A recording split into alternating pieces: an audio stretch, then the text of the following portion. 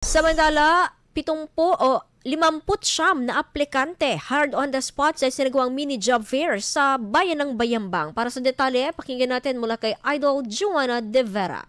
104.7 IFM Report! Marami pa ang nagbukas na oportunidad sa mga aplikanteng nagpunta sa isinagawang mini job fair sa Bayambang sa pangunguna ng Public Employment Service Office o PESO. 50 na mga aplikante ang hire on the spot agad sa mga bukas na trabahong iniaalok sa nasabing job fair. Kabuang 171 ang bilang ng mga nagparehistro at dumalo sa nasabing aktibidad na umaasang makakuha at matatanggap sa mga bukas na trabahong iniaalok. Ilan sa industriyang nagbukas ay food service at retail, logistics at delivery, production at quality control, human resources at administration, sales at marketing, edukasyon at kalusugan, at ang iba't ibang teknikal at suportang serbisyo. Sa pamamagitan ng mga ganitong aktibidad ay nabibigyan pa ng mas maraming oportunidad ang mga nais maghanap ng trabaho at mapalakas pa ang uri ng pamumuhay ng kanilang mga nasasakupan. Kasama mula dito sa IFM Dagupan, ito si Idol Joanna De Vera,